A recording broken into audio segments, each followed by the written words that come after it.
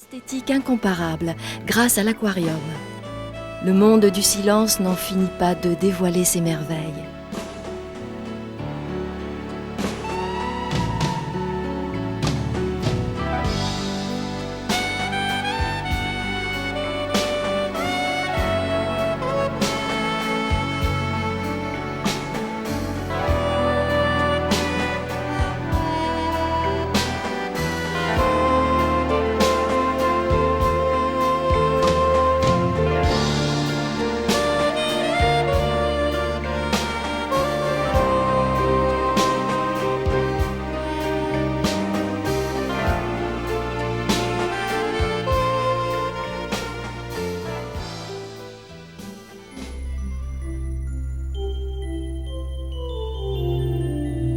Le prince Albert, homme érudit, s'intéresse aussi à la préhistoire, la grotte de l'Observatoire et son champ d'investigation.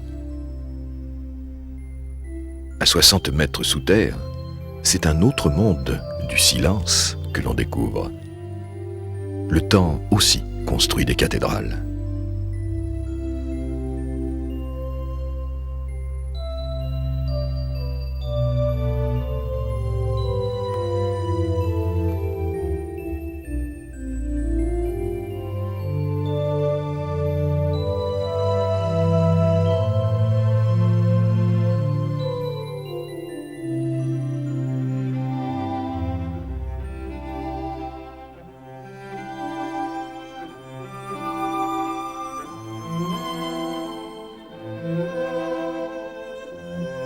C'est également sous l'impulsion du prince que fut créé, à flanc de rocher, le plus extraordinaire des jardins. Le jardin exotique est un dépaysement complet. Dans le microclimat de la principauté de Monaco, la flore subtropicale a trouvé une terre d'élection. La principauté de Monaco est un paradis où les frontières sont faites de fleurs.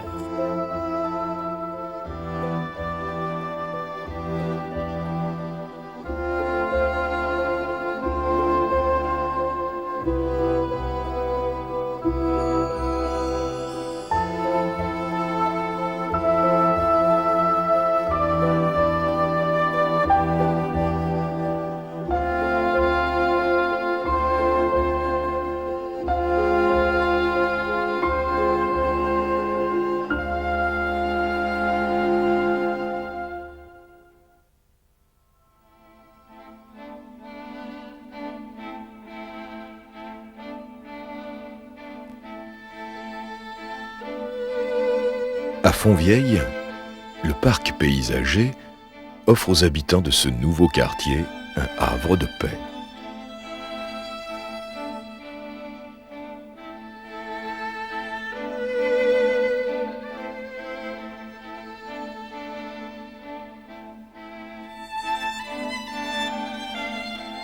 La roseraie Princesse Grace, inaugurée le 18 juin 1984 par la famille souveraine, exhale le parfum subtil de ses quelques 3500 rosiers.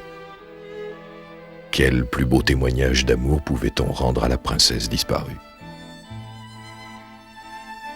La statue représentant son Altesse Sérénissime, la princesse Grace, est l'œuvre du sculpteur Vercade.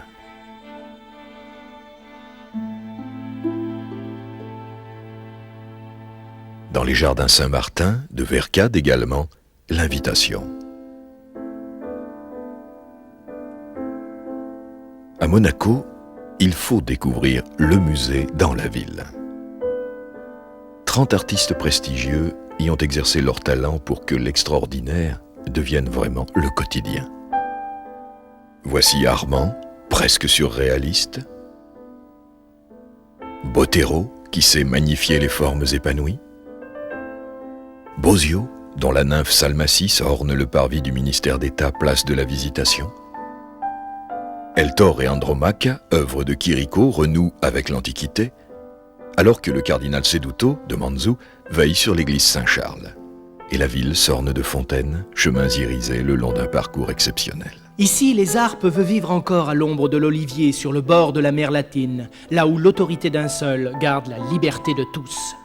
Quel bel hommage rendu par Marcel Pagnol à la principauté, ce territoire si petit et pourtant si célèbre.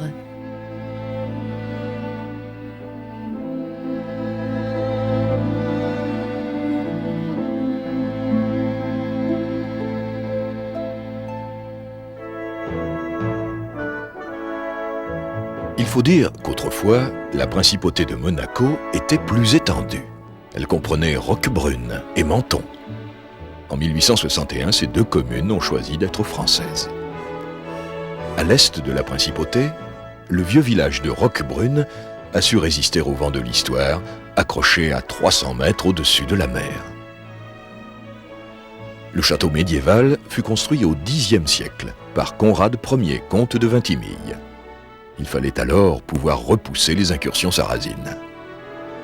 En 1355, Charles Grimaldi acquit ce bien précieux pour 1000 florins.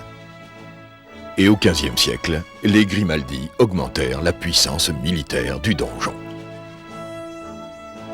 Le village fortifié offre aujourd'hui une promenade hors du temps dans le dédale de ses ruelles ombragées.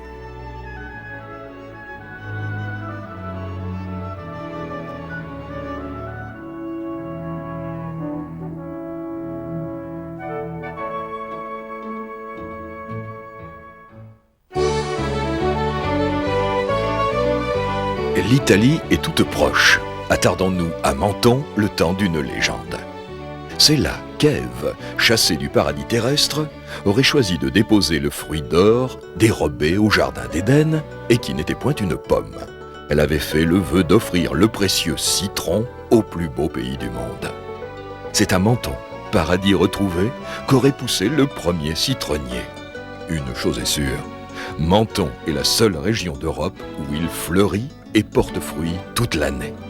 Protégé par une chaîne montagneuse, du Montagel à la chaîne de Grammont, ce pays béni ne souffre ni des rigueurs de l'hiver, ni de l'âpreté du Mistral. Un versant en pente douce sépare le golfe de la Paix de la baie du Soleil.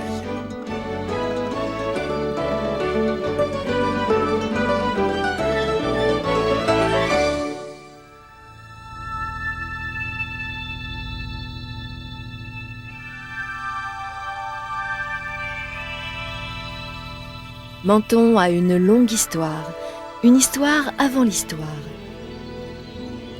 Le musée de préhistoire régionale présente les grandes étapes de l'aventure humaine sur le littoral méditerranéen, dans les Alpes-Maritimes et en Ligurie. L'homme est arrivé en Europe il y a 1 million d'années. La pièce la plus célèbre du musée est le crâne dit de l'homme de Menton, de type Cro-Magnon. Il aurait déjà 30 000 ans.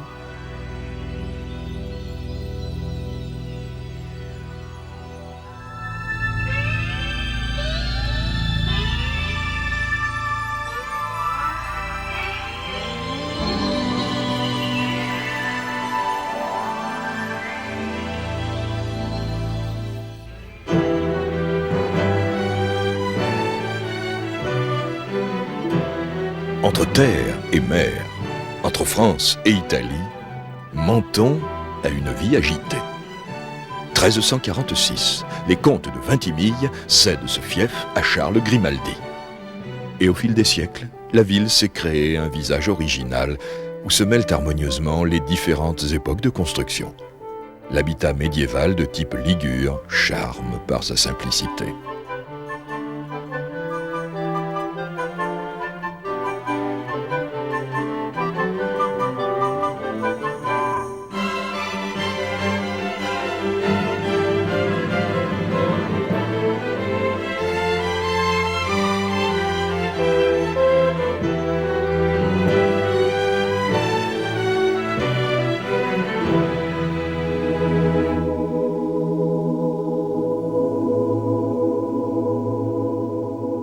L'âge baroque s'épanouit dans l'architecture religieuse. L'église de la Conception est dite aussi chapelle des pénitents blancs.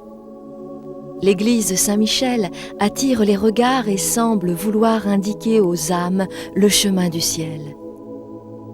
La beauté est une louange à Dieu. L'art baroque essaie d'être le miroir des félicités célestes. La musique permet peut-être une union encore plus intime.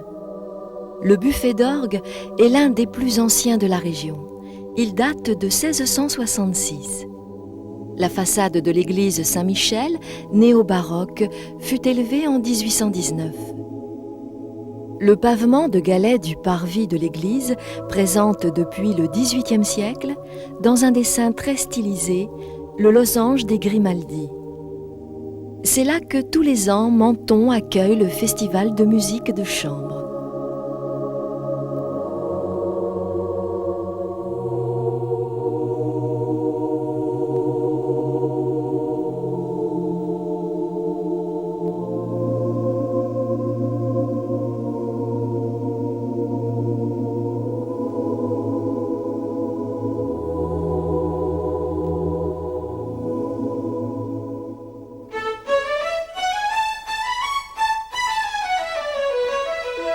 Ce pays enchanté est le lieu idéal pour construire un palais. Au XVIIIe siècle, Antoine Ier de Monaco fit appel aux plus grands architectes français, les Gabriel, pour édifier le palais Carnolès. Dans la lumière méditerranéenne, les plafonds peints, les trumeaux sculptés prennent une tonalité toute particulière. Ces œuvres exposées font du palais Carnolès un musée digne d'intérêt.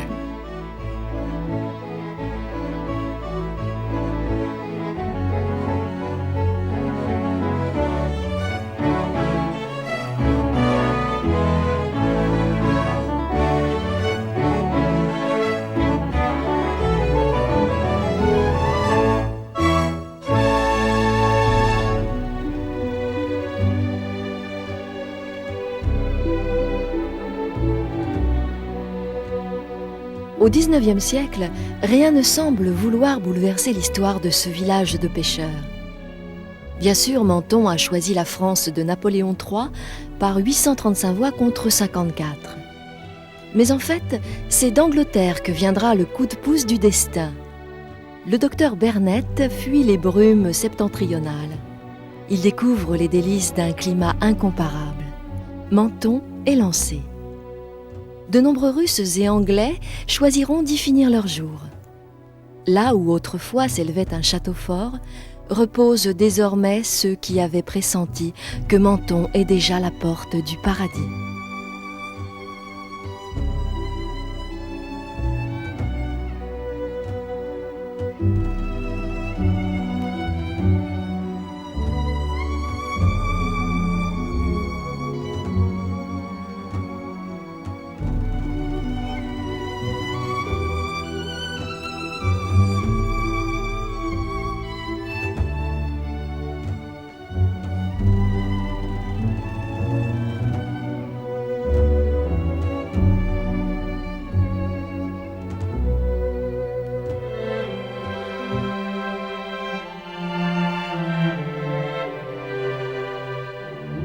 Menton fascine et envoûte.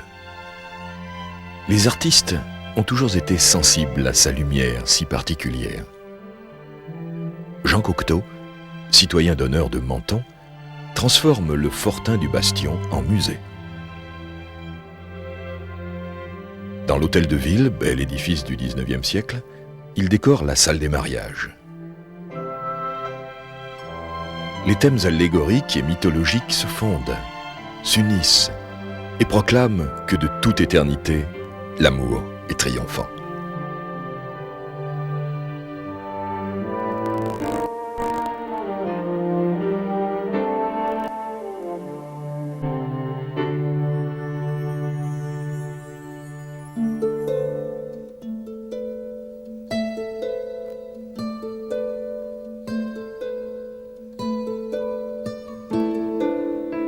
Menton est aussi une ville moderne qui se développe harmonieusement. Le quartier de Gare-Avant relie la vieille ville à la frontière italienne. Sur un fond de Méditerranée, bordé par une architecture contemporaine, le jardin botanique et exotique nous rappelle qu'Ève a su choisir le jardin d'Éden.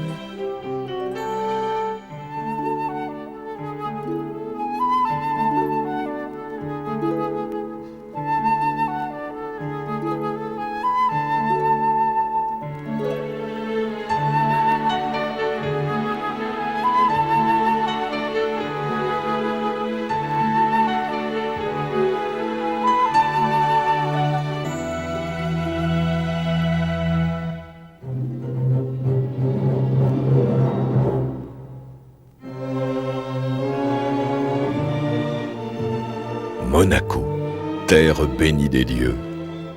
Monde méditerranéen où la beauté est éternelle. Méditerranée, inspiratrice de tant d'artistes. Scott Fitzgerald te chante.